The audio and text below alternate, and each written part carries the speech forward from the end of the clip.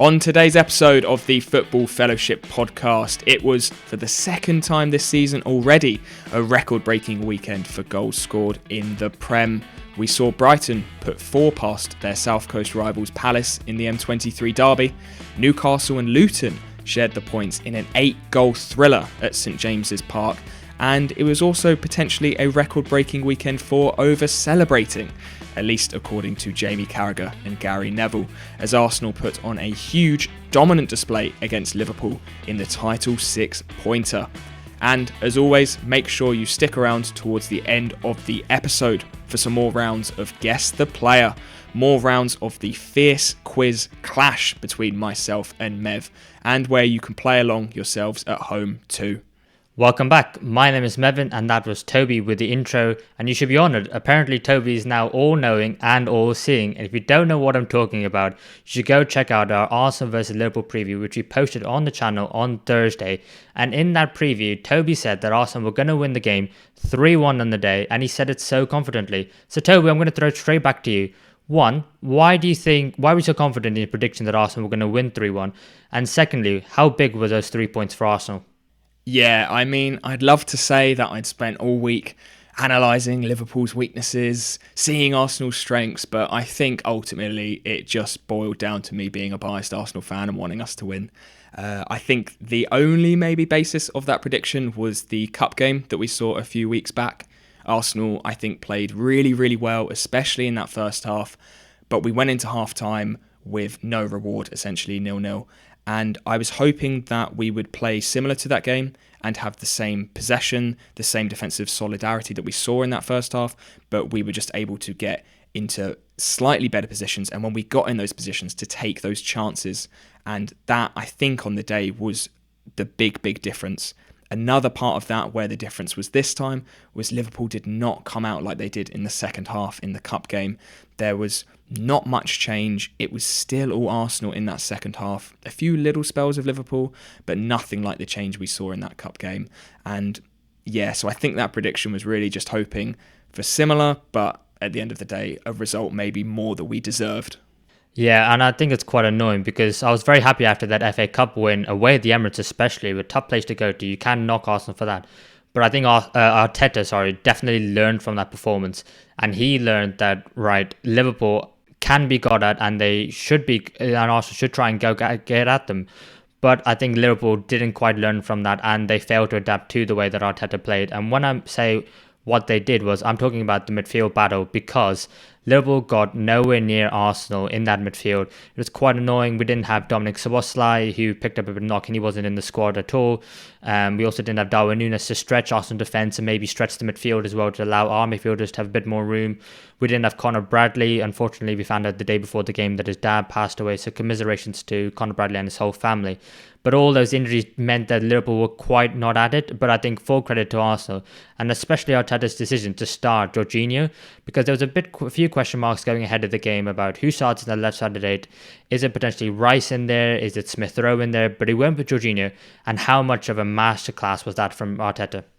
Yeah, we have seen that in a few games this season where Jorginho has come in and essentially changed the shape of really how Arsenal are playing. It's less of that left-sided 8 that we see from Smith Rowe or Havertz, and it is really Jorginho sitting right alongside Declan Rice in a double pivot and playing 2 6s. And Arteta's set up for this game, we didn't see Zinchenko invert much at all. We didn't see Ben White invert much at all. It was a very solid back 4, 2 midfielders in front, and he really did dominate that midfield, Jorginho, getting on the ball, really asking for the ball and distributing it out to the players when he needed to. And I think a lot of that is down potentially maybe to Liverpool's strengths and Arsenal's weakness at times. When Declan Rice does play that solo pivot as a 6, he can sometimes struggle, I think, to turn when he's facing away from the opposition goal, to really get that quick turn and then drive. When he is driving, he is fantastic and he's really good when he's facing the opposition goal and driving at them, but he can struggle, I think, to get in those positions sometimes, especially in the case of Liverpool against a team who are really going to press and are really going to try and win that ball high. And I think Arteta would have identified that, realised that we need a bit more control in the midfield without sacrificing as well and inverting fullback, so playing Jorginho there made perfect sense. And he stepped up. He hasn't played a lot of minutes this season, but it looked like he had been playing all season the way he performed in this game. Yeah, Jorginho had the most attempted passes in the whole game for the Arsenal side, and it was one where the Arsenal midfield just got the better of Liverpool. I think the fact that Kai Havertz was playing as a 9, even though Jesus wasn't able to play because he picked up a bit of a knock, in a weird way was a bit of a blessing in disguise, because Havertz dropping meant that there was a midfield 4, and that box midfield really dominated Liverpool's completely. And we saw for the very first goal that the way that Havertz was in that midfield to try and create bodies, and you saw Konate and Van Dijk for Liverpool. They had no one to mark and didn't know what to do. Konate was very occupied with Martinelli, because only 3 minutes prior, Martinelli made that marauding run down Arsenal's left, Liverpool's right, in which, he puts the ball across the box, and Saka should really be scoring that. I'm not sure how. I think he gets a little bit of a nudge from Joe Gomez, but apart from that, that's a clear, wide open goal for Saka to put the ball into. But then for the first goal of Arsenal's, Van Dijk thinks he can press Odegaard, but he can't, and he's mistimed that completely, and it is a massive error from him. But then Konate should also be sweeping across to block Havertz, who's running off the back of Alexis Mac Allister, and Alexis Mac Allister should not be tracking Havertz because he's the forward in that, and Mac Allister is the midfielder. But with Konate on Martinelli and Van Dijk going for Odegaard, it leaves a massive space in the middle of Liverpool's defence. Obviously, I think Havertz should be scoring that goal on his own, but thankfully for Arsenal, Saka is there from the save from Alisson, and he's able to put the ball in back of the net. And Liverpool did not deserve to go in at half-time. Drawing, it was only thanks to, a bit of Arsenal calamity. And at that point, I thought to myself, this is the same old Arsenal. They're collapsing right in front of our eyes. But like you said, that second half, it was completely all Arsenal. Yeah, having Odegaard in that, he was almost like in a 10 position at times. It really, I think, through Liverpool, they had that midfield pressing on Rice and Jorginho, and there was no one left to cover Odegaard. Like you said, the defenders did have to come up. And the shape wasn't too different to what we normally see. Saka was sometimes coming a little bit, White overlapping, Odegaard very, very central, and Havertz still at times almost playing in that left 8, like you said, to create the box midfield. And I would have thought Klopp would have come out at half-time and had a change, had something to try and control that, had someone really sitting in on Odegaard and man-marking him, but we didn't see that change at all. And besides maybe the first 3 or 4 minutes, I think, of that second half, where I was a little bit worried, Liverpool looked like they had a bit more energy. It didn't last long. Arsenal really did still dominate the ball in that second half. They created a number of chances, and I think, to be honest, at the end of the day, it was only a matter of time before we got that second goal. The way we got it, can't say it was well worked. I can say it was gifted, I think, by Liverpool. 2 of the players on the pitch you would least expect to make a mistake in Van Dijk and Alisson. Just one long ball up from Gabriel, a bit of miscommunication, a slice from Alisson, and Martinelli just rolled it into the net. And I think maybe without that, it could have maybe been another 5-10 minutes without a goal. How long would it go? Would Liverpool have sat back? But we don't need to worry about that because we got it and went on 1, so that's all right. But yeah, that second half, even when we were 2-1 up, it still felt like Liverpool weren't going to score. It felt like we really did still have control of that game. And there didn't seem to be much threat from Liverpool. I don't know what was missing exactly. I think Trent was unable to get into positions. He wasn't really inverting much. It was actually Joe Gomez who was the one inverting most at times to support that midfield. And it just felt, I think it lacked a sense of creativity, and that Liverpool midfield was really missing. And maybe someone like Szoboszlai could have filled that role. Yeah, I've seen fallout from the game, from the Liverpool perspective. And I've seen some people say, is it the fixtures? Because their players look incredibly legged and tired. And I think maybe to an extent, but I always thought to myself going into this game, Liverpool now have a week until the next game and then another week until the game after. So to just get through this game and just give it your all. But it did feel like, Trent Alexander-Arnold only just come back from injury. He got substituted in the second half, which is another reason why it's such a shame Conor Bradley wasn't there, because Gomez then moved to right back and he's playing against Martinelli when he already has a yellow card. And then Robertson's coming on and he's not 100% fully fit and not been performing the best football since he's come back. And then also when you look at the midfield, Gravenberch has been in and out. He had a very bright start to the season, but then he's more tailed off in the winter months. And which, players off the bench, yes, you've got the youngsters, but senior players, you've only really got Thiago Alcantara on the bench, and he's only just coming back into the side. And it just seemed like Liverpool it was a game too many, but I still expected them to be miles better on the day. And actually, the performance was shocking, regardless of the players on the pitch, because those players were capable of getting a performance at the Emirates, but we saw nothing of the like whatsoever. I think there was a big issue of not having Darwin Núñez or Mohamed Salah. Apparently, it's the first league game this season that neither of them have been starting, and you always need one player to be able to stretch the defence in behind. And I think without either of them to be able to make those runs, I think Arsenal did feel quite comfortable in the fact that they knew no one in that Liverpool attack was going to be able to break free from any of the Arsenal defenders. Luis Diaz may be the most capable, but quite unlikely. And I thought, fair play to Arsenal. They well marshalled Liverpool's attack. They nullified it completely. And they were nothing short of dominated the game. They thoroughly dominated. And I think the confidence that this gives to Arsenal is going to be massive, because coming off a bit of a dodgy December and early January, seems like the winter break that they went on did miracles. Yeah, it seems like the narrative around Arsenal has changed, especially in big games recently. We've obviously beaten Man City at home this season, now onto Liverpool. We've still got some very big games left, especially that Man City away is the big one. But I think if this game would have come 3 or 4 seasons ago, I would have thought we've got absolutely no chance. But the way we are turning up in big games and the way we are preparing, I think, for them has been huge. There are little tweaks that are based on our opponent, but they're not tweaks that are putting too much respect on the opponent, I think, is the big difference. 3 or 4 seasons ago, we would have really sat back against Liverpool or City. But now we've got the confidence, we've got the squad, we've got the players to really go and not just give the opposition a game, but really dominate the games. And I think that is a huge, huge shift. Don't get me wrong, it's still very early in the season and there's still a lot of games, and every game in this league is super tough. So it's a long way to go, but I think this is just a big statement victory for us, and one that we needed after quite a poor spell in recent games. It's so funny how the narrative can change depending on if you win, lose or draw a game of football, because I remember Arteta only a couple of weeks ago coming out and saying we don't have the squad depth of a Liverpool and Manchester City, which at the time I found really confusing, but now it's everyone's saying, oh, look at our squad. So it is one where just getting 3 points and winning changes the whole feeling around a football club. I think the last thing about the game that we have to talk about is, of course, Ibrahim Konate getting sent off. For me, I think it was very obviously 2 yellow cards.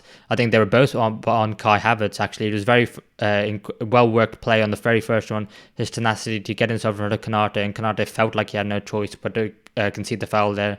And then the second one, I think that's also a yellow. I think the fact that he doesn't need to make the foul. He's looking towards the touchline, so he doesn't see behind him. He's got no runners with him. It's only Martin Odegaard, but he's being marked by Thiago Alcantara and Alexis McAllister. And then about 15 yards further back is Van Dijk. So there's actually no immediate threat. He doesn't need to make the foul, but it is obviously 2 yellow cards. I will ask you though, there were people online not very happy with the fact that Gabriel didn't get a second yellow on Darwin Núñez. I'm sure you've seen it. What were your thoughts on that one? I can understand why Liverpool fans might think that. It was a very, very similar situation. The way maybe both moves were progressing, wasn't too much danger in either of them, but the defenders did put their hands on. I think the only difference between the Gabriel and the Núñez one was the way maybe the Núñez went down. It didn't seem like there was, though I think the way the momentum went, he could have quite easily gone round Gabriel, I think, whereas the difference in the Konate and the Havertz one is Havertz's path was completely stopped by Konate's body, and I think that was the difference. I wouldn't have been too upset if it had been given, because they were very similar situations, but I can maybe understand the reasons why the ref didn't. Yeah, I think that's fair enough. For me, I think it was Gabriel did deserve a second yellow as well, but ultimately it wouldn't have changed the course of the game because Arsenal were thoroughly deserved winners. Now moving on to Newcastle United 4, Luton Town 4. And normally I'm not really sure when a draw which team to start with, but I think we have to start with Luton, don't we, Toby? Because 4-0 win against Brighton in midweek, and now 4-4 against Newcastle United away from home, especially at St James's Park. What are Luton on at the moment? Yeah, it's an absolutely incredible run, and one that I definitely would not have predicted at the start of the season. They've really, really gained this confidence at the moment, and it sounds like such a cliched thing to say, but in this case, it 100% means it. You can see it in the players that they're confident running forward, not sitting back, taking risks, and they know that their teammates around them are going to support them and cover when needed. And that is where Luton really could have won this game, is the way that their midfield was going through. They could see that weakness in Newcastle. Newcastle did not have much control in the midfield in this game at all. They were very easily ran past by Luton at times, especially Ross Barkley, who was exceptional again in this game. And that's his bread and butter, picking up that ball, running into the space and driving past the midfield. And Newcastle really did struggle to control that in this game at times. I don't think Bruno Guimaraes had much say in the midfield defensively. Either Miley or Longstaff, I don't think either of them are particularly good destroyers or defensive midfielders. And that weakness was identified by Luton after around 20-30 minutes. They took it and ran with it and were able to get 4 goals at St James's Park, which in on itself is just fantastic for the club. Yeah, it was such a surprise performance because I completely written off the 4-0 win against Brighton as a bad day at the office. But Brighton, a good one for Luton, these kind of games can happen. But now that they've done it again, and it's week on, week out, that they keep showing everyone that, there's more to them than just, they're not just fodder, they're not making up the numbers. They're here to stay and to compete. And I really do hope Luton stay up because they played some fantastic football. And I completely agree on Ross Barkley. I think the fact that they only had the 2 in midfield with him and Samuel Lokonga, I thought he absolutely dominated the 3 of Newcastle. With his experience, he's 30 years of age now. You still think of him as a young player, but his ability to receive the ball in tight spaces, to have quick passes, 1-2, and then he doesn't take the easy pass very often. He actually makes the pass in between the lines and pulls it off really well. And I think it's one where he is so crucial for Luton and the way they go forward. And I've even seen some shouts for him to be in England side. And I don't necessarily disagree. I think maybe if he gets in the side, that's another issue because England have such a plethora of talent in midfield especially. But I think for him to have a shout, I think it's completely valid. And I think it's one where without him, Luton would be in a very different position. But the fact that Newcastle went 2-0 up very quickly, I thought this was going to be an absolute write-off. First of all, with Longstaff with a lovely assist from Kieran Trippier. And then they got pegged back by Osho and Morris. But Longstaff again to make it 2-1. And it's one where it's really good to see that while Newcastle have these injuries, they're giving the youngsters a go, Longstaff and Miley especially at 17. I don't think we can be too harsh on him because he's, he should be doing his A-levels really, not starting week in, week out for Newcastle. He started in like some of the biggest games away to PSG and home to Dortmund. But I do agree, I think Joe Linton especially is a big miss because alongside Bruno, you really, really need someone else to help him out in there. Yeah, and even Tonali, who obviously we forget about, but he was brought in at the start of the season because that's an area where they needed to strengthen. They needed more midfield cover. They needed someone who is very good on the ball, but also very good at controlling the play when the opposition get the ball. And that just wasn't there for Newcastle at all today. I think all the 3 of those midfielders had great games going forward. Bruno Guimaraes, again, he's a fantastic footballer. I love watching him, and he is a very, very good creative outlet for Newcastle.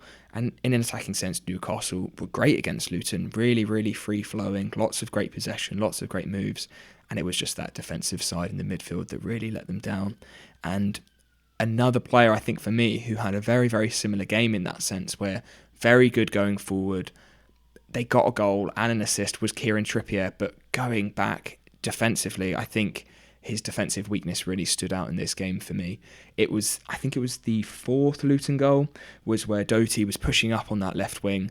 Trippier just steps forward so far, and the amount of space left behind was ridiculous. I'm not sure if it was a system decision, a manager's decision to really, really press at all times and press like that. But as soon as he did that, I just thought, why on earth have you done that? It seemed like such a silly decision, and it did cost them. And it did seem like that a lot of the time, that all of these players, really good attacking system. And I just think the way they're set up defensively, it really does open them up at times, and it doesn't give their 2 centre-backs much chance really to keep clean sheets. Yeah, I think it's tough because Newcastle last season and at the beginning of this season were really, relying on the defence as where they're going to make their bread and butter, and then going forward, they're going to hope on the quality of their attacking players. And I think it's one where now we're getting to the stage where without Joe Linton, and I can't emphasise how crucial of a miss he actually is, because it's not only just going forward, it's going back as well. I think Dan Burn, like you said initially, Toby, has had an howler, and I think it's because of the Luton Town runners. I think Adebayo just kept on peeling away to the right-hand side of Newcastle defence, and he had Dan Burn on toast 3, 4, 5, 6, several times in this game, and every time it looked like Dan Burn was just, he was done every single time. And it's one where it's actually Burn who pulls Adebayo down for the penalty, which makes it 3-2 for Luton. And I think it was the 64th minute, which Eddie Howe makes a change. He brings on Tino Livramento for Dan Burn. And I think it is one where Burn, in games in which Newcastle dominate the ball, is very good. But then even in those games, he's still suspect to a winger's pace and trickery, in which Botman covers him quite well, and then so does Joe Linton just ahead of him in that left-sided 8. So then when you don't have Joe Linton there to cover in front, and then when Sven Botman has got he's got his hands full with Carlton Morris in the middle, then it's Dan Burn so isolated that it makes it incredibly tough. And I think Newcastle United have Nottingham Forest next, and I'm just thinking about Anthony Elanga against Dan Burn, and I just think that is just going to be an awful matchup for Newcastle. And it's maybe one where Livramento takes that spot from Burn going forward. I mean, it doesn't help with the fact that Trippier isn't playing well defensively either at the moment in time, but I think he's still the captain going forward, and we know his quality. Whereas Burn, he just doesn't have the pace to be able to cope with tricky wingers. It's a really weird one, but I don't want to knock down Burn because he's had a very good career and very good season for Newcastle so far, but the last few games it's something that's not quite right. But on the bright side for Newcastle, how good is it to have Harvey Barnes and Callum Wilson back for them? Yeah, I mean, having just them as options off the bench is fantastic, and Wilson is coming back at the right time, obviously, with Isak not looking fit, and I think he's picked up another little knock. Someone who is incredibly reliable, an incredibly hard worker, and especially when you've got players around you like Anthony Gordon, Kieran Trippier and Guimaraes, he is a really, really good striker to have in your team. You know he's always going to be in fantastic positions, and you know he's a very decent finisher as well.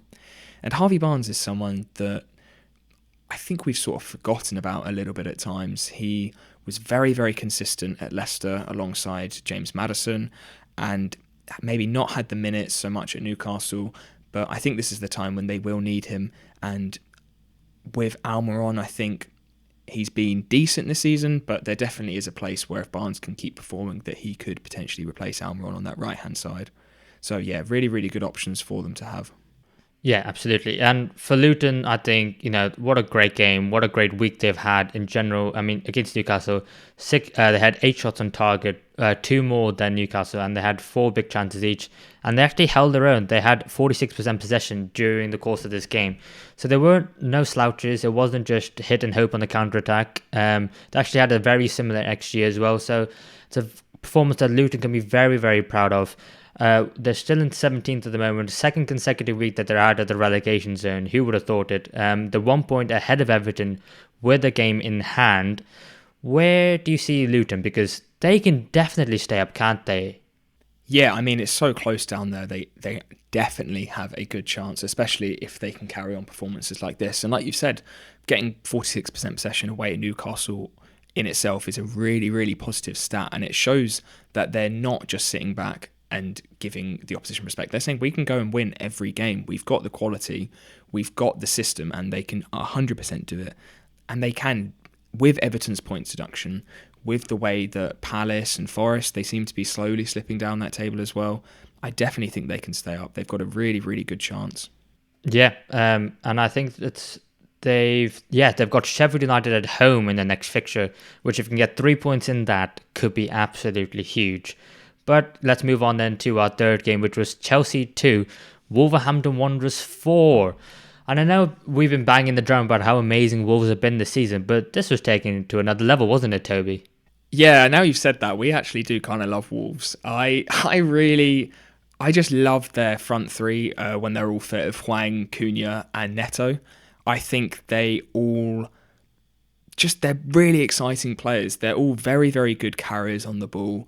They are all really creative as well, and I think when Wolves attack, you don't exactly know who's going to be getting the assists, who's going to be getting the goals. They're constantly swapping round. They're just really free-flowing when they get that ball at the pitch, and especially even with Sarabia, the way he's come in, and now he's sort of being Hwang's cover at the moment.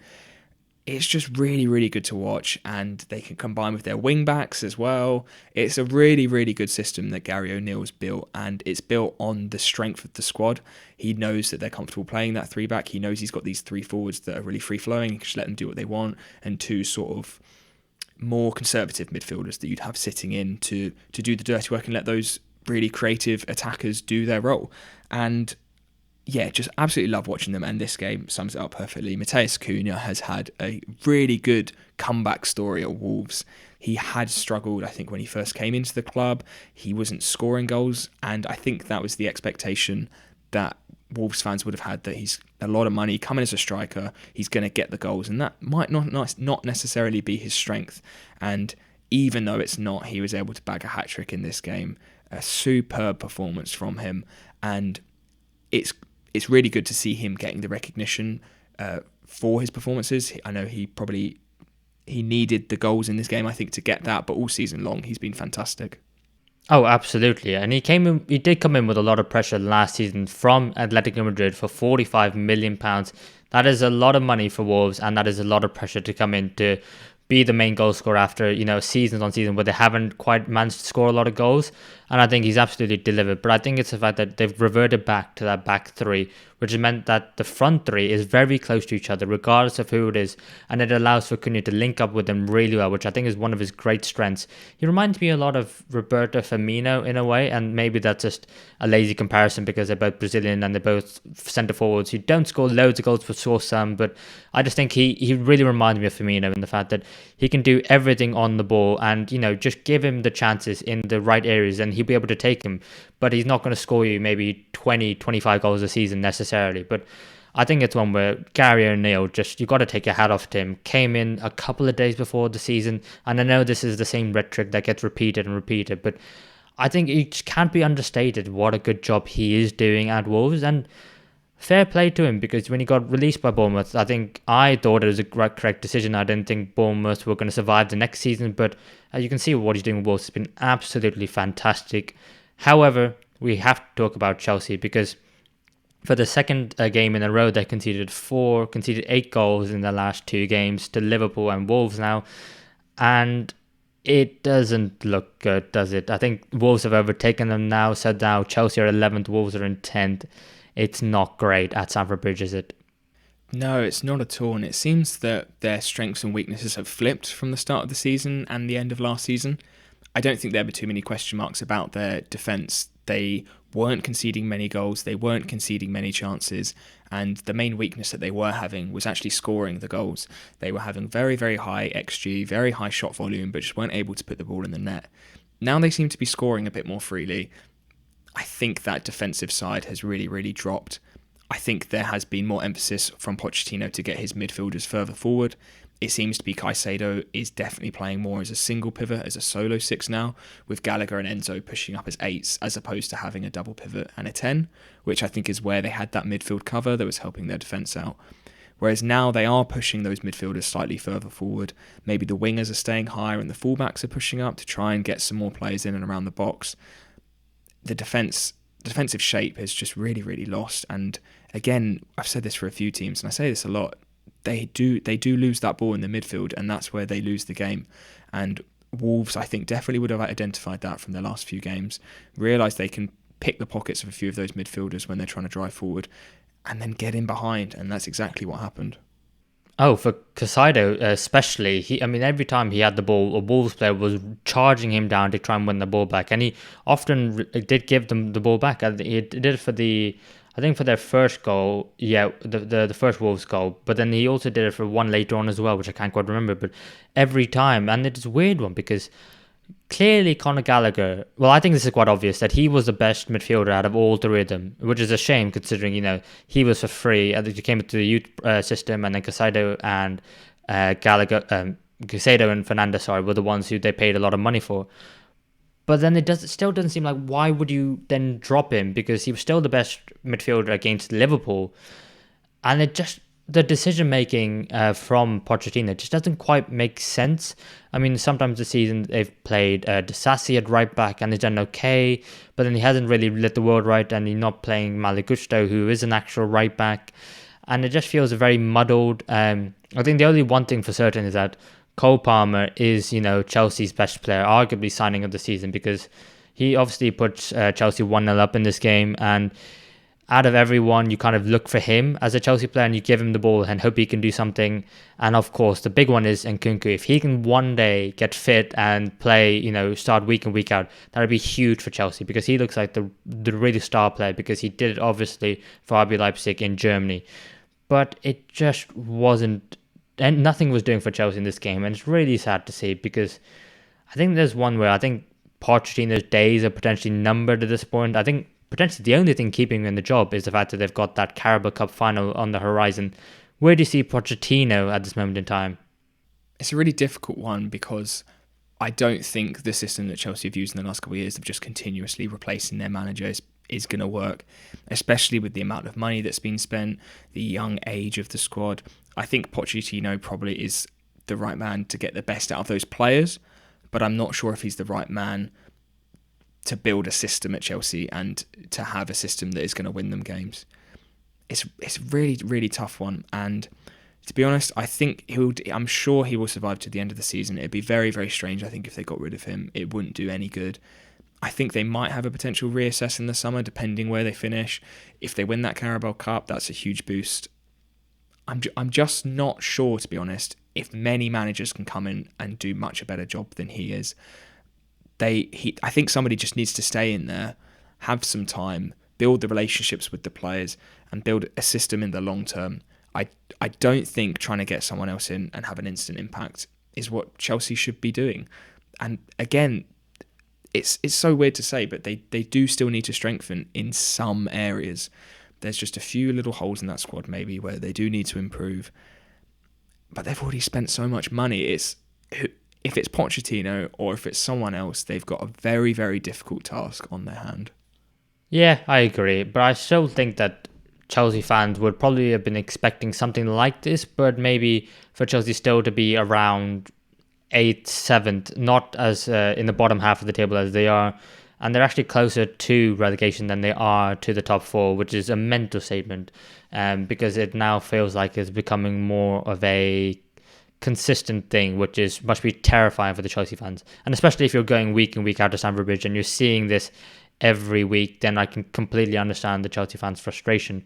But we should finish off by talking about Wolves, because yes, they were excellent, but I think Cunha up front, I think Sarabia, and I think Pedro Neto. It's only a matter of time, because if Pedro Neto stays fit for the rest of the season, he's going to be off in the summer. There's going to be a whole host of clubs looking to sign him. I think for one of the goals, he completely ran past Thiago Silva, and I feel really bad for Thiago Silva, because he's one of the more consistent players in this Chelsea side, and he's still doing it at the age of 39. But the fact that he can't keep up in terms of his pace with some of the younger players, and Neto just had him on toast for Cunha. I think it was his second, but yeah, really poor performance by Chelsea. Fantastic by Wolves. And Wolves for Europe, Toby? What about you? Not yet. I think there's too many good teams in and around that at the moment. Still looking at Man United, still looking at Brighton, still looking Newcastle, Spurs. But I think there's just probably too many good sides. I love Wolves, and if they can get a good run going, then they could start to climb. But I think because it depends on those other teams dropping a few more points, maybe not this season, but if they can keep hold of their key players, bring in a few reinforcements in the summer, there's no chance why they couldn't with the way they're playing. Yeah, and for Chelsea, a very difficult February left. They've got Villa in the FA Cup replay in midweek. Then on Monday night, they go to Palace away. That could be one where loser of that gets a manager sacked. Then they go to Manchester City away, which is never going to be an easy game. Then they've got Liverpool in the League Cup final. So maybe a poignant February for Chelsea. But for Brighton and Hove Albion, no such issues as they demolished their rivals Crystal Palace 4-1. What a fantastic performance by Brighton, and they definitely needed to respond after losing 4-0 away to Luton. A very shock performance, and I know Brighton haven't been in great form as of late, but to get a win and in this manner against rivals must have been such an encouraging boost for them, right, Toby? Yeah, it was an interesting game, this one, because I was really curious going into it how Palace would set up. We obviously saw in the Arsenal game that they sat right back, tried to have a low block and see out as much of the game as they could and catch them on the counter. And I imagine they would do that for the Brighton game, Brighton at home, they have very, very high possession, and they have really struggled against low block teams, especially at home, where they aren't able to get those quick transitions. They aren't able to bait in the press and play the ball quickly around the teams. But I think that it was either that early goal from Dunk, which meant that Palace had to come out early, or because of the way the Arsenal game went, where that low block didn't work at all, they thought, we're not going to do that again. And they did not sit back, and they completely played into Brighton's hands. Brighton completely dominated the transition. They were able to pass the ball around Palace so easily, so quickly, and that is where Brighton excel. And I think it was a big mistake from Palace to allow that to happen and not even really try and shut out Brighton's strengths. And Brighton saw that from the first 10 minutes, dominated the ball, created a number of chances, and I think the majority of those goals, obviously besides that corner, were built from those quick transitions, playing it through, and really, really well worked goals, and Brighton back to their best attacking football that we are used to seeing. I know what you mean in terms of Crystal Palace's game plan. It was weird because to abandon, well, it feels like they abandoned, and I do agree with you on that, their game plan, but to do that within 3 minutes of the game starting, if you get the instruction from the sideline as a player on the pitch, you're like, well, why not to be bothered training all week for doing position, doing shape and what to do when we're out of possession, for just to abandon it? It felt incredibly weird. And then, to come out and then just play into Brighton's hands, again, very confusing. And I think it's one where I want to give a lot of credit to Pascal Gross, and I also think Tariq Lamptey, a player who hasn't necessarily been in the side a lot, has struggled a lot with injuries as of late, but people were really highly talking about him just 2 seasons ago, and it's now where he was starting on the left-hand side for Brighton, and he was actually really, really impressive going forward, with not so much his defensive. He didn't have much of that to do in this game, but then every time he got the ball, he was taking on a man, and he was causing so much trouble for Crystal Palace's right-hand side, and I think you forget about how good of a player he is, and if you add him to the already great players that Brighton have, he's just another player who can give you another option in certain games. And I think that second goal as well for Brighton it came all from Tariq Lamptey. He was on the left-hand side of Brighton's attack, and then the way he was able to maneuver the defence to his will, basically, and they just moved wherever he went, which allowed up the space for the ball into the box, and in which Hinzel got the goal. And I thought to myself, that's the second time in 30 minutes where Crystal Palace have just let a Brighton player just attack the ball freely and have a free header, and really completely unchallenged. And it was just so disappointing from a Crystal Palace perspective, but so well worked from a Brighton one. Yeah, he's had a comeback, Tariq Lamptey. I think now it's just a case of whether he can stay fit and whether he can stay in that Brighton side. He really does suit, I think, a wing back more than a full back, and we've seen that sort of the way Brighton have been setting up, playing 3 centre backs and Hinshelwood as Lamptey as the wing backs. And he's a really good two-way player. Like you said, he can go down the line, but if he's playing on that left as well, he can definitely cut in because he's got a really good cross on him and he's a really confident dribbler as well. It's just whether he can stay in that team. With Estepinian was obviously on the bench in this game. Hinshelwood seems to have cemented his position at right back for now. It'd be interesting to see if he can stay in that side, and I really hope he does, because he has had some really bad luck with injuries over the last few seasons that have definitely held back his development. So it was good to see him shine this weekend. Yeah, and talking about players who struggle with injuries, Michael Olise and the whole fiasco around that, obviously was on the bench because apparently he wasn't fit enough to start the game. Came on, and within 11 minutes he pulled his appeared to be his hamstring. Now, after the game, Roy Hodgson did his post-match interview, and it seemed like he was throwing the medical department under the bus on that, which I found incredibly weird, because I've known managers to throw the players under the bus, but the medical staff, it's very Jose Mourinho-esque when he had that fallout with his first-team doctor. And it was just weird, I'll be honest, because I'm sure medical professionals, when they say to managers, right, you can play this player for X amount of minutes, but here's the risk. And I think it was one where 3-0 down at halftime, Roy Hodgson went, right, this can't get any worse. We just have to try and get something out of this game, or at least put in the performance, because the fans are very unhappy at the time. So bring on Olise, and then he gets injured after 11 minutes. It just seems like what went from a bad day to an even worse day. What did you make of the whole situation and his comments afterwards? It was a very strange deflection to use, I think, especially with, like you've said, the fans upset at the club at the moment. And it just seems like it's adding fuel to the fire. I don't know why, even if that was the case, he would say it. It was a huge deflection, and I'm not really sure why, because I don't think many of the fans have anything against Roy Hodgson, and they don't want him like out straight away or anything. I think it's more the ambition of the club and the way the squad is. It's actually getting quite worrying. I think Palace. I think we always say at the start of the season, "Oh, Palace are all right. They've got a number of good players. They've got enough to stay up." And they are really starting to creep towards that relegation zone now. They're only 5 points off, and I think you can see it by the players' body language that it's just not right. They've got a mixture of players like Eze, Mark Gahey obviously came off in this game injured. Players like that who are good young players, but then you've also got a mixture of players who have been at the club for way too long, sort of maybe Ayew, Schlupp, those sorts of players. It just seems like they don't have the right combination in that squad at the moment. The morale is super low.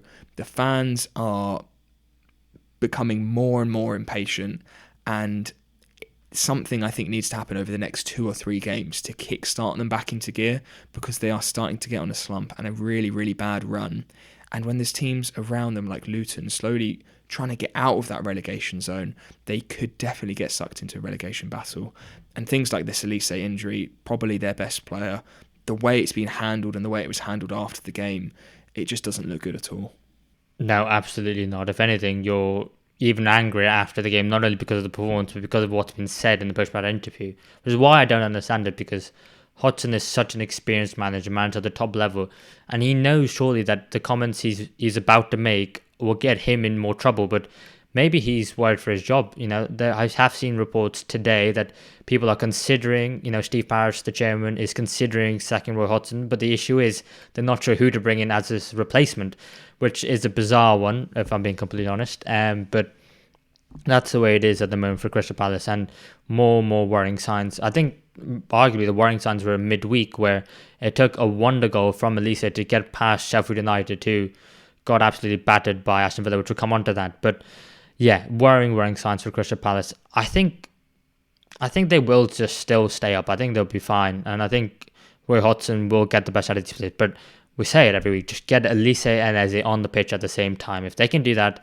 they'll win games of football. But at the end of the season, there will be clubs coming in for both of them. I mean, Olise is very young, but he signed a contract in the summer with a £60 million release clause reportedly, and Eze is 26, so eventually he might want to move on as well.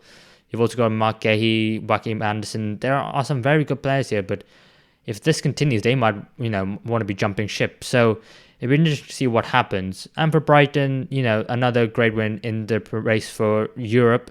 But I've seen a lot of people talking about De Zerbi recently, because he's been linked with a lot of top manager jobs. But before this game, Brighton only won 3 of the last 16. What do you think's been the main issue for Brighton, especially since the November international break? Do you think it's just been injuries? I think it's been a combination of things. Injuries have been a huge problem for them. And I also think it just has been their defence has really, really struggled. Maybe not the defence particularly, but I think I've said this all season, the midfield in front of it still doesn't feel like they have truly replaced Caicedo and McAllister. They had a really, really good combination, and the way they were able to prevent teams breaking against Brighton was very effective. And their sort of current midfield setup of Gilmour and Gross doesn't quite have that defensive stability to it, and I think that's where a lot of teams have been able to run past them. The same problem I think actually at fullback as well, now thinking about it. I don't think any of their fullbacks have much defensive cover. We saw them play Milner at right back a lot. They've now transitioned 2 or 3 back, I think, to try and help cover for that, with Hinshelwood potentially being able to move inside at times to help the midfield, and also having 3 centre-backs to cover those areas when teams are trying to break against them and go over the top or through the space that's left behind. So I'm not sure really if it's a problem with De Zerbi. He does play very high risk, high reward football. I just think the way the squad has panned out and the way that they do play, it does leave them liable to teams attacking and being able to score against them. And when that comes in combination with times when they have struggled to score goals, they're not able to outscore the opposition. And that has been a case with Brighton, I think, for a number of years, that we see them very high on the chance creation, on the high on the XG, and sometimes struggling to put the ball in the back of the net. But at the moment, it seems like João Pedro is doing that really, really well, and he has stepped up. I think he's got 20 goals in all competitions this season and is the clinical finisher that Brighton have really needed at times. So hopefully they can carry on scoring goals, and that defence can slowly sort of get a bit more assured and solidified. Absolutely. And talking about scoring goals, our next game is Sheffield United 0, Aston Villa 5. And boy, did Aston Villa put Sheffield United to the sword. You know, maybe they thought Sheffield United going into this game that it's going to be a tough game, and that the fact that after only just losing out to Crystal Palace in midweek, that they maybe could get something out of this game with a bit of hope, bit of optimism. But boy, did they get beaten, and beaten well. It wasn't even close. 5-0, and a complete performance from Aston Villa. I mean, take a rating. Where do you want to start with this? Yeah, it's actually very, very similar, I think, to the Brighton Palace game, in that when Villa have gone 1-0 up, it's almost going to be game over. The way that Villa play and the way that Sheffield United then have to respond. Sheffield United cannot sit back and let the game go to Villa and just try and do a low block. They know once Villa get that first goal, they're going to have to come out a bit, and Villa knew that as well. And Villa love to play building up from deep and having those quick transitions. And once it was 1-0, and the second, third, and not the fourth goal, that was a set piece, I believe, but the second and third goal, the way that Villa broke, playing it straight from the back, so quickly up, and when Sheffield United had pushed forward, that midfield and defence were both having to track back, and there was no one left to defend the ball. They had to really, really desperately try and cover the space that they had left when they were starting to push out after being 1-0 down, just played into Villa's hand, and 2, 3, half an hour in, it's 4-0, and it was just a very, very good game plan from Villa, and it didn't really leave much chance for Sheffield United. I completely agree that Villa had an amazing game, but I just have to look at it from the defensive performance of Sheffield United. And like you said, the space, why is there so much space everywhere on the pitch? I mean, behind the back three, the space, on either flank, the space. I just couldn't believe it. I mean, this is side with Ollie Watkins, Leon Bailey, John McGinn, and you're just giving them all the space in the world to roam around and run in free. And then the closing down wasn't there as well from Sheffield United. It just felt very weird, and just a performance that felt like the players had given up, if I'm being completely honest. But I think credit to Aston Villa, and especially Douglas Luiz, because arguably been one of the best midfielders in the league this season. I think definitely been one up there with Villa's player of the season. But some of the passes he was making to Ollie Watkins and the forward players were just incredible. I mean, outside of the third, inside of the third, 20, 30 yard passes on a sixpence. It was just incredible to watch. And you could really tell that, you know, he is a midfielder who takes the game by the scruff of the neck, and he will not let control go. He was just phenomenal in this game. And I think what's really encouraging that Aston Villa did rotate in this game a little bit as well. Obviously, they were playing Tielemans in this game, and they were playing a couple of others, and they didn't have to play the full strength side, and they still beat Sheffield United 5-0. I think credit to this Villa side and Unai Emery. But for Sheffield United, I think they are done. I mean, if I was maybe just trying to give them a bit of hope, say, oh, I think they'll be fine. They could do something. They got to do something. But I think they are done, aren't they, Toby? Realistically, yes. I think to give them a little bit of credit in this game, once Villa were 5-0 up, they did have a bit more space, Sheffield United, and they were able to create some good chances. They had a decent number of shots, decent XG by the end of the game, but that was after it was 5-0 and Villa had took the foot off the pedal, essentially. They are now 10 points off safety. I think the teams around them are better. I think the teams around them do have a better manager. They have a bit more of a game plan and a bit more ambition.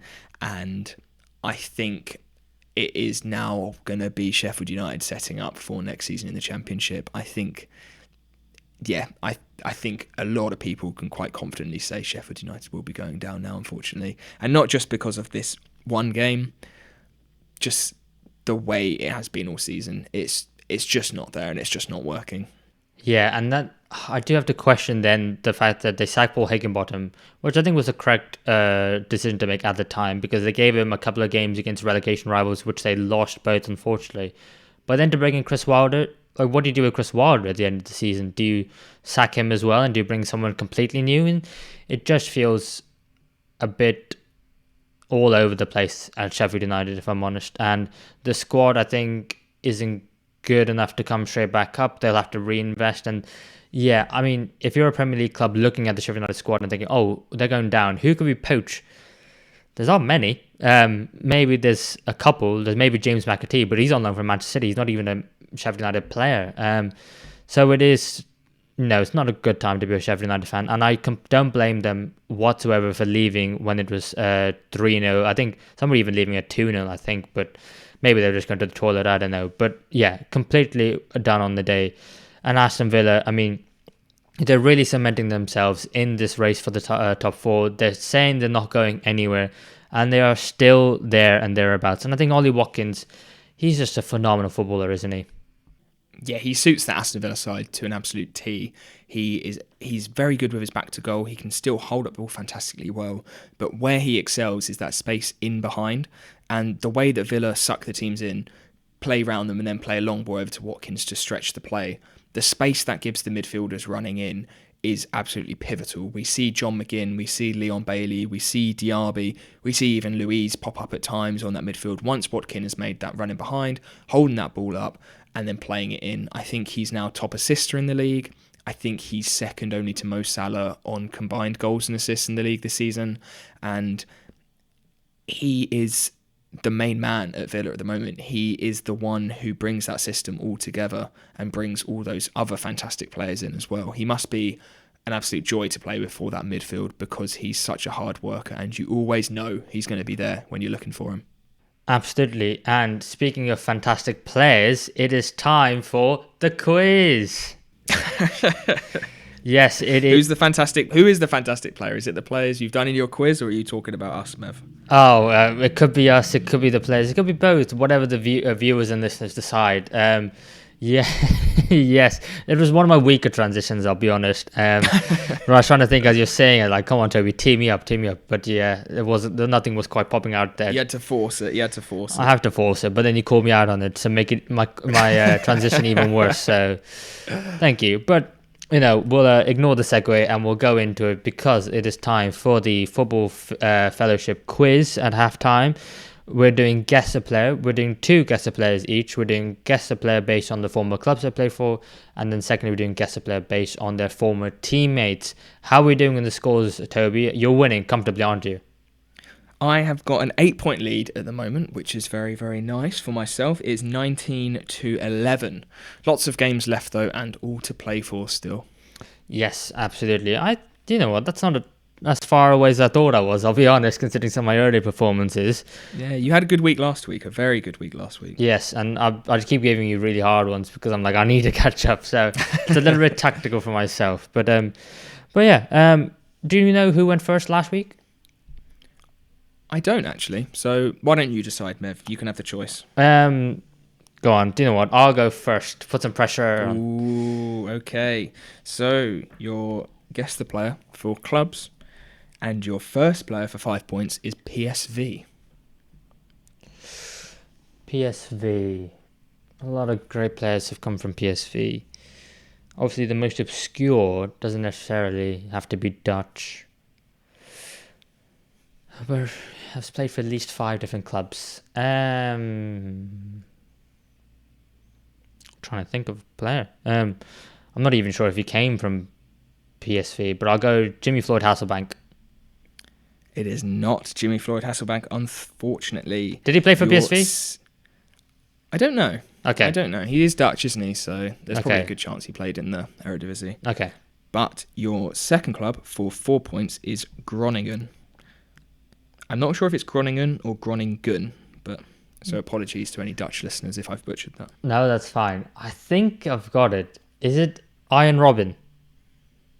It is Iron Robin for 4 points. No, I wasn't sure if you would have known the sort of the club, I guess, where he made his name the most, but yeah, in his younger days. But yeah, 4 points. Yeah, especially because I think he went back at the end of his career, so I think they were in the headlines as well. So yeah. As soon as you said that, that's the only player I could think of. I'll be honest.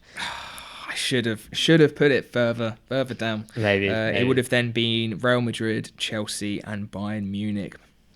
Weirdly enough, I think I would have put Groningen as less obscure than Real Madrid. Yeah, I think you're right. Yeah, I think you're right. I suppose there's not many players have come from Groningen, whereas Real Madrid, it keeps it broad. It's kind of I did Bonucci the other week, didn't I? And it was like Union Berlin because it was a recent one. Yeah. Well, I'll take 4 that. points. Very nice, mate. Yeah. I will take that. Are you ready for yours? I certainly am. Right. So your guess the player for your first club for 5 points is Mallorca. Mallorca. You know what? I swear on one of the earliest episodes, there was a whole thing of me with Mallorca, and I kept guessing random Spanish sides, and you were saying there was a number of players that were there.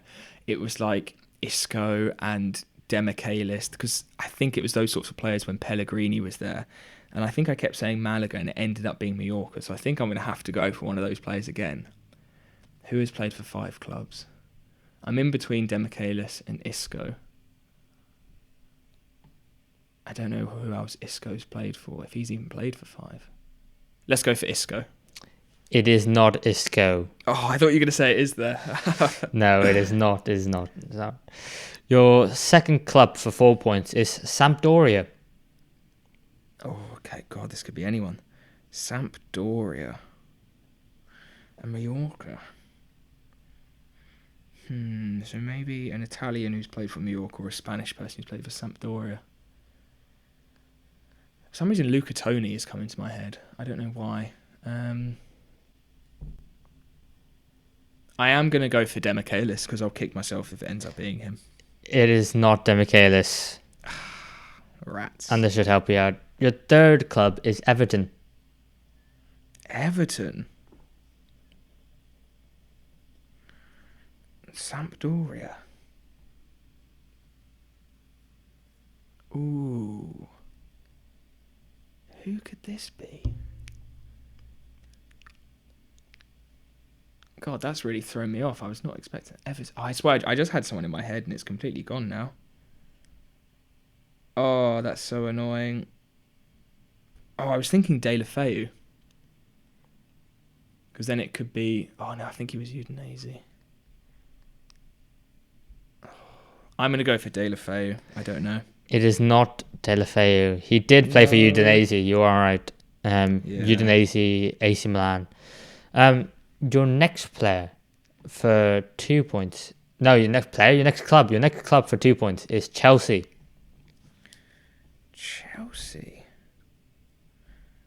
Chelsea, Everton, Sampdoria, Mallorca. This is a very strange list. Everton and Chelsea. Who could this be? I am struggling here, I can't lie. Everton and Chelsea. Who have Chelsea had in the last couple years? Sampdoria. I'm thinking, I've just got it stuck in my head that they're probably going to be Spanish or Italian. They don't necessarily have to be. No, I know. Yeah, I've just got it stuck in my head now. Chelsea and Everton. Dear, oh dear, I'm struggling with this. I don't know if he played for Sampdoria, but I have a feeling he played for Mallorca. Is it Samuel Eto'o? It is Samuel Eto'o. Yes, nice. Yeah, your final club would have been Barcelona. Yeah, wasn't there I think Samuel Eto'o's story when he went to Mallorca is really interesting. I think Real Madrid signed him up. Yeah. And they took him to the airport or something, wasn't it? And then they didn't turn up, and he was basically just left in Spain at some point with like no idea where he was. And then Mallorca just picked him up on a whim after hearing about this, and then he had a really, really good breakout season at Mallorca, and I think he ended up scoring, I don't know how many goals, 1, 2, 3 goals against Real Madrid after they completely shagged him. Oh wow, no, I didn't know that. Because yeah, he started off at Real Madrid, and maybe he went on loan, I think, to Mallorca, and then maybe he moved there permanently. So yeah, it might have been that, but never even heard of that. It's something you think you would have heard. Yeah, I think I completely butchered that story, but it's definitely one I've heard before. Something it's like that, interesting. yeah. So look it up and don't take my word for it. But Okay, it was yeah. definitely something. Yeah, the way he signed for Mallorca was really interesting. Yeah. Otherwise, it'd have been exclusive on the Football Fellowship podcast. Yeah, just spreading lies about Samuel Eto'o. Yeah, got left in an airport once. Yeah. Okay. Shall I go first then for my guess a player based on the former teammates? Come on then, let's do it. So your first former teammate for 5 points is Richie DeLate. Who? Richie DeLate. Do you want me? His surname is DE space LAET. That might help ring a bell. Oh, right. I think, but I've got no idea, that he's a former right back who played for Leicester. I think he played for some those kinds of teams is what I'm thinking. Oh God, I can only think of Leicester. Richie, because I pronounce his name Richie DeLate, so maybe Richie DeLate. DeLate, yeah, that probably is it. Oh, okay, is that it? Yeah. Oh, but I can only think he must have started his youth career somewhere. Maybe Spurs, but I'm gonna go Leicester. And who should I say? Let's go with Danny Drinkwater. It is not Danny Drinkwater, unfortunately. That's Your all right. second former teammate for 4 points is Luis Suarez. God, Luis Suarez. Okay, so I know Suarez's career. It was Ajax to Liverpool to Barca to Atletico to now where is he? Inter Miami. Okay, forgot he was at Atletico in the previous one of these. So one of those, and I'm thinking maybe Leicester, but obviously Leicester's a very rogue one, so maybe not. So he played with Suarez. Could he have played for Suarez for Liverpool and Leicester? I don't think so. Could he play for Barca and Leicester? Atletico?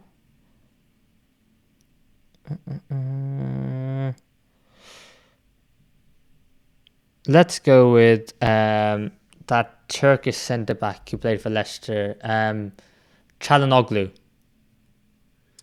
Are you thinking of Sayuncu?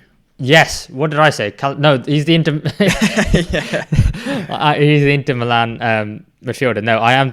Sorry, I saw a video of his earlier before he started. He made an incredible pass to Damasio in the game. But yeah, yes, I am thinking of Soyuncu. It is not Sayuncu and it's not Çalhanoğlu either. So I'll give you both of those. Your third former teammate for 3 points is Diego Godin. Diego Godin. So I thought maybe Soyuncu was the Atletico Madrid player, but it must be Godin then, because he played at Atletico Madrid. Where else did he play? Oh God, did he play in... Oh, I don't know where else he's played. Where did he go afterwards? He went somewhere after Atletico. Oh, he went somewhere... Oh, I can't remember. It's got to be the third guess. So maybe I will go with the Atletico for Godin. Maybe there's someone else for Suarez. Maybe there's... I don't know. These are pretty high teams. I don't think Richie DeLate, not that I can remember, played for any amazing players in his career. He might have done, but I can't. I might have to push you for an answer, Mev, unfortunately. Oh, I'm going to have to pass. I don't know. Okay. Your fourth former teammate for 2 points is James Ward-Prowse. James Ward-Prowse. That's either Southampton or West Ham. Oh God, this is tough. I hate to guess the player based on the former teammates. It's so much harder. Luis Suarez has played with James Ward-Prowse. Could Van Dijk? No.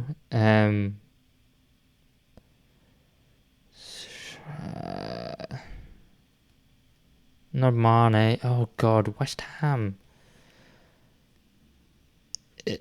Wait, is it Javier No, it's not Mascherano. Oh fuck, I've ruined it. It's a Mascherano.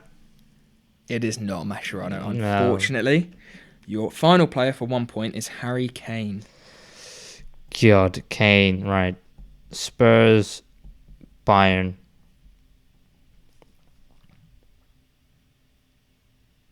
Who the hell is this?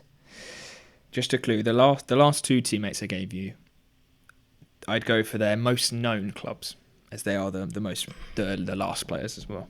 Most known clubs. Alright, so I go for Southampton and Spurs, but still don't have it.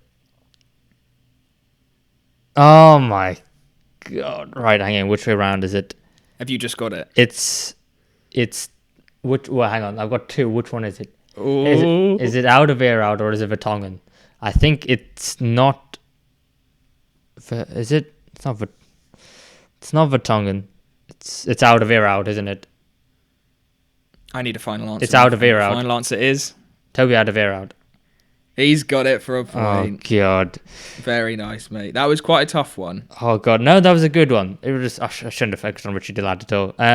So yeah, it was Harry Kane with Spurs 2015 to 21. James Ward-Prowse at Southampton 14-15. Diego Godin, obviously Atletico in 2013-14. Luis Suarez was Ajax. Yeah. Start of Alderweireld squad. And Richie Delat is currently at Antwerp, where Alderweireld is captain. Yeah, he's Belgian, isn't he? Yeah. Well, no, that was a good one. To be honest, I'll take a point in that. He's a good player to think of. It was a tough one. So yeah. Okay, you ready for yours? I certainly am. Your first former teammate. Oh, I haven't really put these in order because I wasn't really sure. Let's go with Craig Bellamy. Craig Bellamy. So this could be Liverpool, City.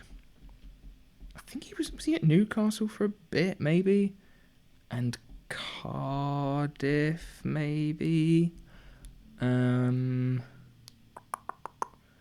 Liverpool. What time is he at Liverpool? He was at City sort of late noughties and Liverpool early tens.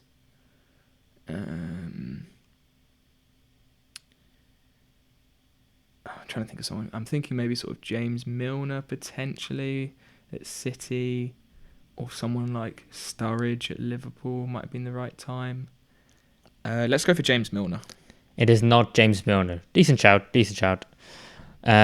Your second former teammate. Let's go with. Oh, I shouldn't put these in order. I wasn't sure. I don't want to give it away. Let's go for Olivier Giroud. Ooh, Olivier Giroud.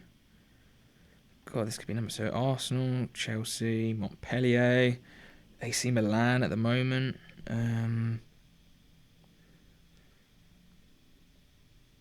Who would have? Craig Bellamy and Giroud. There must be an interesting crossover there at some point. Maybe there was obviously Yossi Benayoun. He probably would have been at Liverpool, maybe with Bellamy, and at Arsenal, maybe with Giroud. That's the only thing I've got at the moment, so I will go for Yossi Benayoun. It is not Benayoun, but I think he would have worked for both of those players. Maybe it would have been very close. No, maybe not. But yeah, decent shout. Your third player is Matthias de Ligt. That is a curveball. It's obviously Ajax. He was at Juve for a bit, and then now Bayern.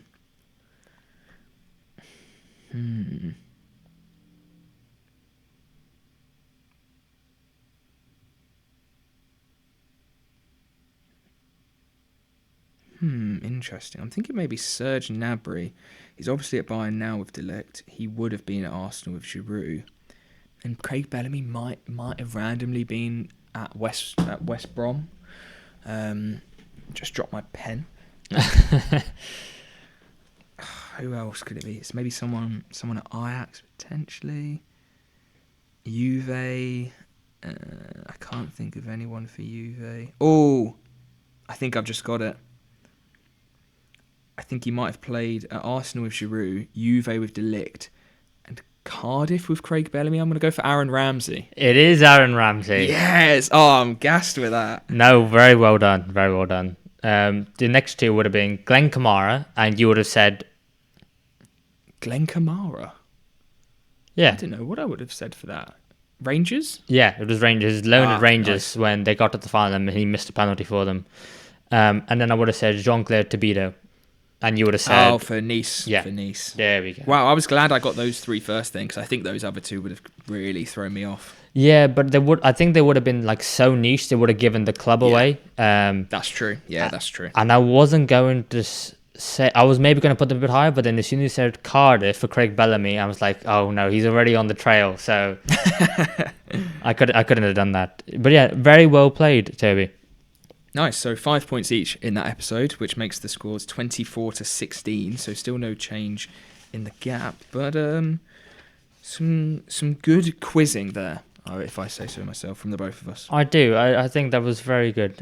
Well done to both of us. Give us a pat on the back for that. Oh yes, that's what we love to hear. That's what we love to hear. But yes, we are going on a bit, so we should probably talk about the rest of the fixtures on the weekend. We'll start off with Man United 3, West Ham 0.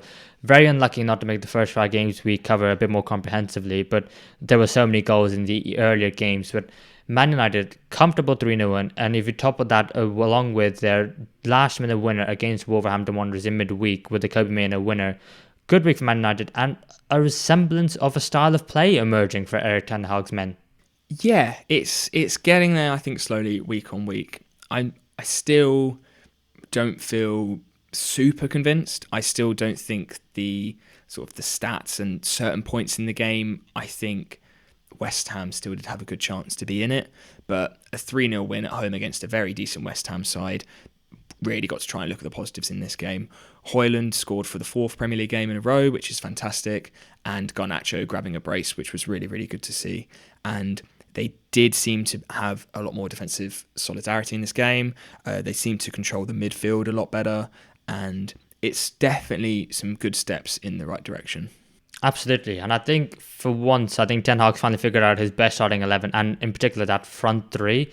Højlund, Rashford, Garnacho is definitely the way to go forward for Man United. Anthony, they've paid a lot of money for him, but you're going to have to keep on the bench until he finds some form, because he should not be getting in the side and ahead of those 3.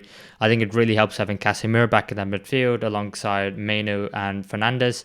And I think the only tarnish on that game was the fact that Lisandro Martinez came off. Apparently it's not a serious injury, but he will be out until the international break. So a little bit of a blow for Man United, and otherwise what was a pretty good week for them. But they've got Aston Villa next weekend, so we'll have to see how that goes before we jump to any conclusions about what they can achieve for the rest of the season. But West Ham, disappointing result, not to even get a goal. It's kind of one where you thought they'd get something, didn't you? Yeah, especially the way they've been playing this season. They've been really, really good. And it was surprising in this game that they did have quite a decent amount of possession. They did create some decent chances. And with West Ham in away games especially, we do normally see them sit back a lot deeper and try and get teams on the counter-attack and in the quick transitions. And that's obviously how United play as well. So I think West Ham maybe thought, right, we know we're probably going to have a bit more in the ball than we thought. And maybe it just slowed things down for them a bit too much in this game. And they weren't able to get anything at the end of it. But an away trip to Old Trafford is always going to be a tough game, no matter how United are playing, what form they're in, or what sort of state the team is in at the moment. So one to maybe learn from and see that sometimes you can't just sit back and expect to counter against a team who are going to do it to you. So yeah, I'm not too worried about West Ham really. They're still playing very good football and having a good season overall. Yeah, absolutely. And we'll move on then to the next game, which was Everton 2, Tottenham Hotspur 2. And I remember watching this game and just thinking to myself that it was so fun to watch two sides who play football in a completely different way. Spurs with their high line, their inverting fullbacks who were sometimes in the forward line at times, and then Everton who were, to put it kindly, were just old-fashioned hoofball and were fantastic to watch, fighting for every second ball. And I think 2-2 was a fair result on the day. Do you agree? Yeah, I think so. I really like what you said about Everton's sort of second ball approach, and I think that's a really sort of key aspect that a lot of teams are trying to do at the moment in terms of their long balls, playing it up forward to a striker who can try and control it and hold it up, and getting those midfield runners to come in and just collect that ball. And sometimes someone like Calvert-Lewin or the strikers isn't even going for the ball half the time. They're just trying to make that defensive header poor so that they can pick up the second ball. And that's something that Everton have done really, really well all season. Players like Doucouré, James Garner, Dwight McNeil, those sorts of players picking up that ball, those second balls, and running with it. And yeah, this was a really good example of how Everton could use that against Spurs' high line and really put the pressure on and quickly get that ball up before Spurs had time to track back. Yeah, and I think in this game, Richarlison was the man, as he has been for the last few games. I think this is the 8th or 9th consecutive game in a row where he scored for Spurs, and he's absolutely in red-hot form at the moment, getting 2 goals against his former club. First of all, from a pass from Destiny Udogie, in which very early on he just completely breezed past the entire Everton defence. Very poor. I don't think Sean Dyche would be happy with that at all. And the second one, I think, was just a lovely finish. Nothing Pickford could have done about it whatsoever. But Everton continuously found their way back into the game. First through a goal from Dominic Calvert-Lewin, which ended up being given to Harrison because apparently he got the final touch. I think it was very harsh. Give the goal to Dominic Calvert-Lewin. He definitely needs it. And I think the second one, the equaliser very late on in the death, 90th plus 4th minute of added time. Branthwaite getting his goal for Everton. And I think it was what Everton deserved. And I think it's one where they can be very happy to take at least a point out of the game. Yeah, it's a big point against a really good Spurs side. Especially with the way, like you said, Richarlison's playing. I think it is 9 goals in 8 games now in the Prem. Red hot form. They still seem to have that really nice free-flowing attacking football, still getting those fullbacks high, and they've still got Son to come back as well. So looking good for them. It's just a shame they can't hold on to that lead, and that has something they have suffered with in a few games. So still areas to improve, and if they can get that sorted, they could have an extra 5-6 points this season, and they'd be up there with Liverpool, I think, on points, which is, I suppose, a really good positive for the rest of Spurs' season and game. Yeah, and shout out to Mickey van der Ven, because I thought his pace in recovery was excellent.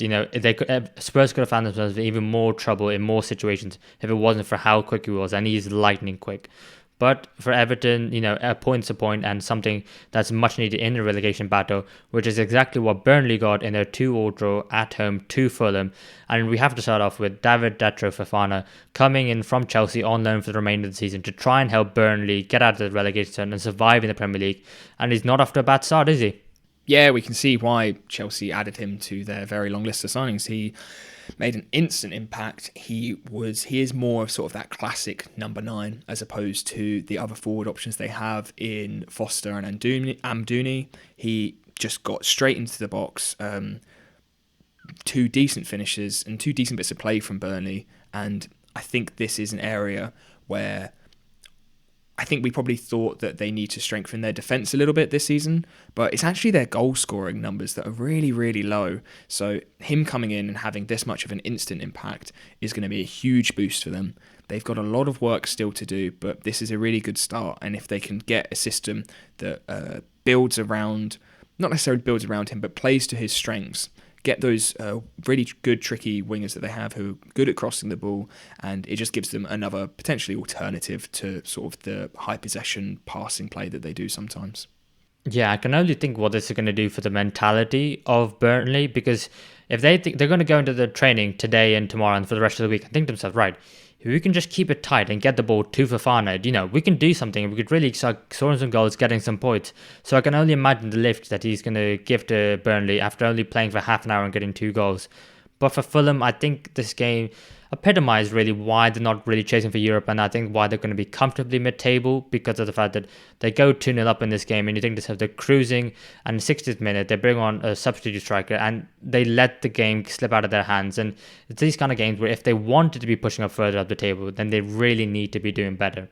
Yeah, especially with the Fulham squad and what they have. I think a lot of their strength probably is in their defence, in their holding midfield roles, and obviously their keeper Bernd Leno is fantastic. You would expect them to hold on in this game. Shame to see that they have to drop obviously 2 points to a side like Burnley, who have struggled pretty much all season. So as you've said, games like this is maybe why Fulham aren't pressing on a little bit more with the quality in the squad that they have. Yeah, and 2 sides who are just above the relegation zone to end this game week is Bournemouth 1, Nottingham Forest 1. Let's start off with the red card though, because a lot of people were talking about this. Billing getting sent off for a late tackle. I think it was a red card. I think it was a tackle that he was clearly just trying to break up the play and just give himself a yellow, but he ended up stamping on the ball, the Nottingham Forest attacker, and I think it was a red. What are your thoughts on it? Yeah, for me, there's a big difference between a tactical foul and trying to trip the opposition. You don't trip someone with your studs up into their heel. You try and clip their foot, if anything, or try and grab them. Very, very silly challenge. There may have been no ill intent or no intent to harm, obviously, the opposition player, but it was just absolutely stupid. It was reckless, and for me, it was definitely a red card. It could have caused a very nasty injury, I think, for the player. Yeah, absolutely. And to be fair, I don't think you can have any complaints, well, even though Bournemouth and him tried to complain afterwards. But yeah, for the goals, I think Bournemouth, very well worked first goal. But if anything, it was very fortunate that how Kluivert got awarded the goal, because if anything, he pinched it off the line from his teammates in the stair. And I think, looking back, they may be having some words in the dressing room about that. That should have been my goal. He should have left it, kind of thing. But then Nottingham Forest equalised just before halftime with Callum Hudson-Odoi, and it's good to see him back, getting back into the side after his injury issues, especially with Giovanni Reina also going to be in the side going forward. Yeah, that's some really, really good attacking options they've now got. Two players maybe we sort of heard about and had a lot of hype around 3 or 4 years ago have now come in and can hopefully get some good minutes and get their confidence back. I think will be a big thing for them. A big takeaway in this game for me, for Forest, was the amount of long balls they seemed to play into the box. A lot of their chances were coming from very deep crosses, from the midfield or defence, launching the ball into the box, a lot of set pieces, and it seemed like maybe that was an area where they identified Bournemouth's weakness aerially. Maybe Neto, who doesn't like to come out too much, and they saw that was an area they could exploit, and they did create a good number of chances from that. And I think for a team who are potentially going to be in and around that relegation zone, in a relegation battle, that's a really strong asset to have, and something that can definitely go and nick you points in the later stages of games. Yeah, absolutely. I think Bournemouth will be fine. Nottingham Forest need to be picking up a few more wins, and then maybe they'll be looking at the shoulder without too much worry. But I think that's it for this week's episode of the Football Fellowship podcast. Thank you everyone for watching and listening. If you're listening to us on Spotify, please give us 5 stars, leave us a comment, let us know what you thought of the video. And if you're watching to us on YouTube, please give us a like and subscribe. It really helps us out. And let us know your scores on the quiz. How well are you doing? Are you keeping up with me and Toby? Are you floundering like me? Or are you doing wonderful stuff like the all-knowing magician that is Toby? Thank you everyone for watching, and we will see you next week.